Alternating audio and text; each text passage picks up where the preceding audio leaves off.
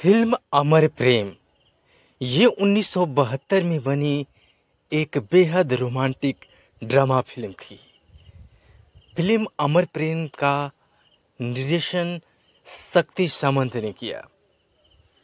ये film Bengali film Nishi Padma 1970 की remake थी, जिसका निर्देशन अरविंद मुखर्जी ने किया और बाद में इस फिल्म का निर्देशन शक्ति सामंत ने किया, जिन्होंने विभूति भूषण बंदोपाध्याय की बंगाली लघु कहानी हिंगर कोचुरू पर आधारित दोनों फिल्मों की पटकथा लिखी थी।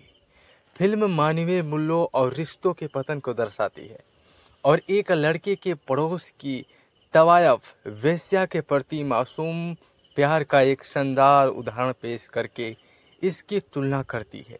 एक स्कूली लड़के के बारे में है जिसके साथ उसकी सौतेली माँ बुरा व्यवहार करती है और वह एक वेश्या पड़ोसी से दोस्ती कर लेता है। इस फिल्म की पटकथा लिखी अरविंद मुखर्जी ने और रमेश पंत ने संवाद लिखे। अमर प्रेम राजेश खन्ना की एक महत्वपूर्ण फिल्म थी, यानी इस फिल्म में राजेश खन्ना हीरो थी और शर्मिला टैगोर अभिनेत्री थी। छायांकन किया फिल्म अमर प्रेम का आलोक दासगुप्ता ने, संपादित गोविंद दलवाड़ी और संगीत दिया था अमर प्रेम में R.D. बर्मन ने। और ये फिल्म शक्ति फिल्म्स के बैनर तले बनी। 28 जनवरी 1972 को यह फिल्म रिलीज हुई। यह फिल्म R.D. बर्मन के संगीत के लिए जानी जाती है। किशोर कुमार, R.D. बर्मन के पिता S.D. बर्मन और लता मंगेशकर जैसे पार्श्व गायकों ने इसके गीत गाए हैं और गीत आनंद बख्शी ने लिखे थे और आनंद बख्शी द्वारा लिखे गए गीत बेहद मकबूल हुए और किशोर कुमार द्वारा गाए गए गीतों को साउंड ट्रैक को खूब सराहा गया। चिंगारी कोई भड़के ये वर्ष के अंत में बिनाका गीतमाला की वार्षिक सूची 1972 में 5वां स्थान हासिल किया। अब बात करते हैं फिल्म अमर प्रेम की कहानी। पुष्पा को उसके पति और उसकी नई पत्नी ने घर से निकाल दिया है। जब वो जाने से इनकार करती है तो उसका पति उसे पीटता है और घर से निकाल देता है। वो मदद के लिए अपनी माँ के पास जाती है, लेकिन उसकी माँ भी उसे त्याग देती है।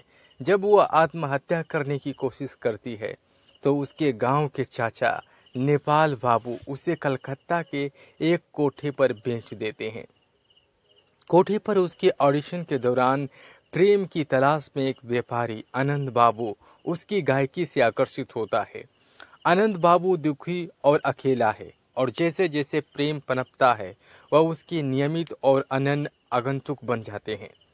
बाद में उसी गांव का एक विधुर अपने परिवार के साथ पुष्पा के घर के पास रहने आता है।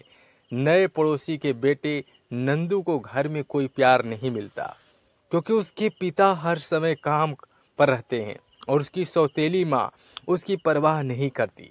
नंदू के पिता को पुष्पा की नई जिंदगी के बारे में पता चलता है और वे उसे अपने और अपने परिवार से मिलने से मना कर देते हैं क्योंकि उन्हें डर है कि लोग क्या कहेंगे। हालांकि जब पुष्पा को पता चलता है कि घर में नंदू के साथ बुरा व्यवहार होता है और वह अक्सर भूखा रहता है तो वो उसे अपने बेटे की तरह मानने लगती है। नंदू भी पुष्पा से प्यार करने लगता है और उसे अपनी माँ मानने लगता है। वह रोज उससे मिलने जाता है और आनंद बाबू से मिलता है जो उसे पिता की तरह देखना पसंद करते हैं और पुष्पा के बच्चे से प्यार देखकर उसे पुष्पा का बेटा कहने लगते हैं। एक दिन आनंद बाबू का साला पुष्पा से मिलने आता है और मांग करता है कि वह आनंद बाबू से कहे कि वह उसके पास आना बंद कर दे। बड़ी अनिच्छा से पुष्पा मान जाती है और जब आनंद बाबू उससे मिलने आते हैं तो वो उन्हें वापस भेज देती है। तभी व्यापारी को एहसास होता है कि वह पुष्पा से प्यार करता है। जब नंदू को बुखार होता है और उसका इलाज बहुत महंगा होता है तो पुष्पा आनंद बाबू से मदद मांगती है और वह चुपके से इलाज का खर्च उठाता है और किसी को पता नहीं चलने देता।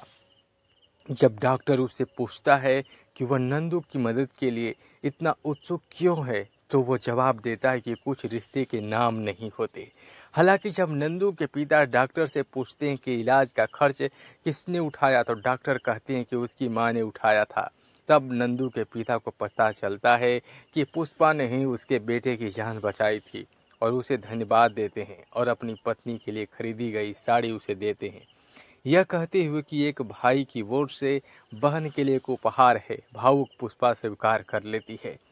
नंदू के परिवार को गांव जाना पड़ता है और नंदू पुष्पा के घर पर हर श्रृंगार परिजात का एक पौधा लगाता है और उसे वादा करता है कि वह हमेशा उसकी देखभाल करेगा। पुष्पा रोती है और मान जाती है। कई साल बाद नंदू बड़ा होकर उसी कस्बे में एक सरकारी इंजीनियर बन जाता है। आनंद बाबू की मुलाकात पुष्पा से होती है, जो अब एक नौकरानी के तौर पर काम करती है और जिसके साथ बुरा व्यवहार होता है। दोनों में सुलह हो जाती है। नंदू उसे ढूंढने में नाकाम रहता है और आस पास यानी कि आस पड़ोस में पूछताछ करने के बाद हार मान लेता है। नंदू का बेटा बीमार पड़ जाता है। दोनों उसी डॉक्टर के पास जाते हैं। इस बीच पुष्पा से मिलने के बाद आनंद बाबू अपने सभी पुराने दोस्तों से मिलने का फैसला करता है और डॉक्टर से मिलता है। बातचीत के दौरान वह बताता है कि पुष्पा को छोड़ने के बाद उसने शराब पीना और वेश्यालयों में जाना छोड़ दिया है और उसे यह भी बताता है कि अपनी पत्नी के पार्टी के तरीकों की वजह से अब उसका तलाक हो चुका है, लेकिन आखिरकार वह सुकून में है और पुष्पा के प्यार और स्नेह से खुश है। वे नंदू के बारे में बात करते हैं और डॉक्टर उसे बताता है कि नंदू शहर में है। नंदू की मुलाकात आनंद बाबू से तब होती है जब वो डॉक्टर से दवा के बारे में पूछने आता है, जो उसे पुष्पा से मिलवाने ले जाती है और दोनों पुष्पा के साथ दुर्व्यवहार होते हुए नहीं देख पाते और उसके लिए खड़े हो जाते हैं। अंत में नंदू पुष्पा को अपने साथ घर ले आता है, जैसे कोई बेटा अपनी खोई हुई माँ से मिल जाता है। आनंद बाबू खुशी से रोते हुए उसे देख रहे होते हैं। तो ये फिल्म अमर प्रेम ये एक अलग कहानी बयान करती है अमर प्रेम, और इस फिल्म में डूबकर एक्टिंग की है राजेश खन्ना और शर्मिला टैगोर ने। इस फिल्म का एक डायलॉग है जो कहते हैं आई हैड पुष्पा, और ये डायलॉग बेहद मकबूल हुआ था 70 के दशक में। शर्मिला टैगोर पुष्पा के रूप में किरदार निभाए और राजेश खन्ना आनंद का किरदार निभाए और विनोद मेहरा नंद किशोर शर्मा नंदू के रूप में किरदार निभाए। डॉक्टर घोष के रूप में अभी भट्टाचार्य थे और सत्येंद्र कपूर जो विजय का किरदार निभाए और मदन पुरी नेपाली बाबू बने। सुजीत कुमार महेश शर्मा का किरदार निभाए और बिंदु कमला शर्मा का, और फरीदा जलाल नंदू की पत्नी के रूप में थी और ओम प्रकाश नटवरलाल लाल के रूप में। मास्टर बॉबी युवा नंदकिशोर शर्मा नंदू के रूप में, मास्टर राजू नंदू के छोटे भाई के रूप में किरदार निभाए और लीला मिश्रा मौसी के रूप में।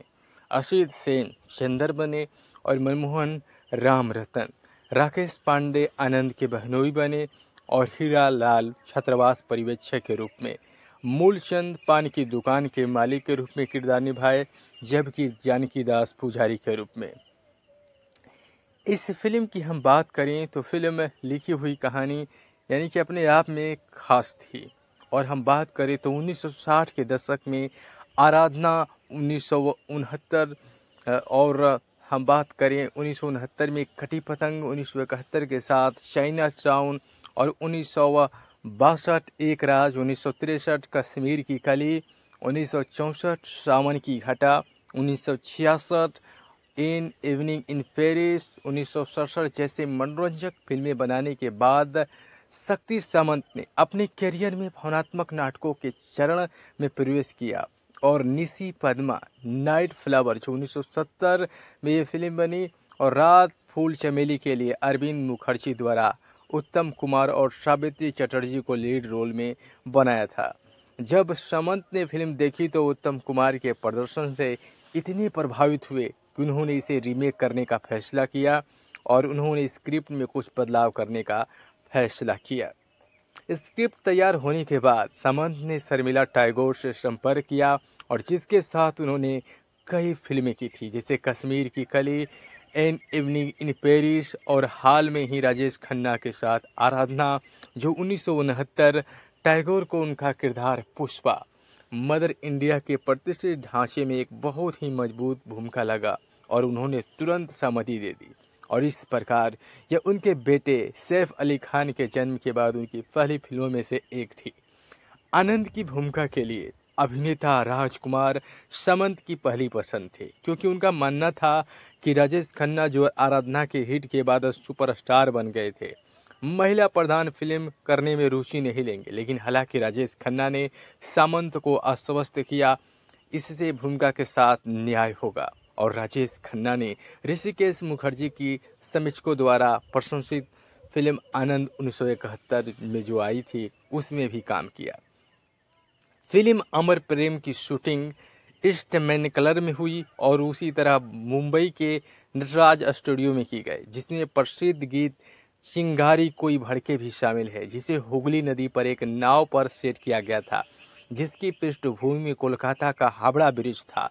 पहले कोलकाता के अधिकारियों ने फिल्म क्रू को पुल के नीचे शूटिंग करने की अनुमति नहीं दी थी, क्योंकि वह भीड़ की समस्या होगी। इस प्रकार गीत को स्टूडियो में एक पानी की टंकी में शूट किया गया था, जिसमें क्रू ने घुटने तक गहरे पानी में फिल्मांकन किया। समंत, ओपी नैयर और शंकर जयकिशन जैसे संगीत निर्देशकों का उपयोग करते रहे, लेकिन कटी पतंग जो 1971 में आई, उसके बाद आर.डी. बर्मन को चुना गया। और इस फिल्म का विषय अमर प्रेम अपने आप में खास था। अमर प्रेम दशक में प्रचलित आत्मत्यागी माँ और महिला की लोकप्रिय शैली को आगे बढ़ाता है, जैसा कि आराधना जो 1969 में आई और कटी पतंग 1971 में देखा गया। हालांकि इसे 1957 की शुरुआत में मदर इंडिया में देखा गया था। अब बात करते हैं फिल्म अमर प्रेम की गीत संगीत की।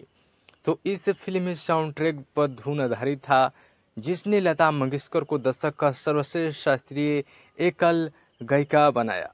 रैना बीत जाए और जो दो रागों को तोड़ी, मुखड़ा और शुरुआत पद में है और खमास अंतरा में और एक अनोखे मिश्रण में रचा गया था। बर्मन ने अपने पिता संगीतकार एस.डी. बर्मन को बेला बोए जाए गाते सुना था। उन्होंने कहा था कि इस गीत की रचना करते समय उनके दिमाग में था और आनंद बख्शी के बोलों ने कृष्ण राधा भाव का प्रयोग करते हुए गीत के लिए मीरा भजन जैसे मुहावरे की रचना की। हालांकि जब बात नटखट है रे कृष्ण कन्हैया आई तो एक अलग मोड़ ले लिया और इस फिल्म के संगीत बेहद मकबूल बन गए। इनमें कुल गाने इस प्रकार थे। चिंगारी कोई भड़के, किशोर कुमार ने बेखूबी के साथ इस गीत को गाया। कुछ तो लोग कहेंगे किशोर कुमार ने गाया, ये क्या हुआ, किशोर कुमार ने गाया। और डोली में बिठा के एस.डी. बर्मन की आवाज़ है और रैना बीत जाए लता मंगेशकर, बड़ा नटखट है रे कृष्ण कन्हैया। ये बेहद मासूमियत ये गीत है। तो फिल्म अमर प्रेम को यदि आपने देखे हैं, यदि नहीं देखे तो आप इसके गाने जरूर सुने होंगे, क्योंकि 70 का दशक हो और उस समय की फिल्में देखना बहुत बड़ा मुश्किल होता था, लेकिन उसके गाने आप जरूर सुने होंगे। यदि आप देखना चाहें 70 का यह फिल्म हम जिस अमर प्रेम, तो आप जरूर देखें, बहुत खूबसूरत फिल्म है।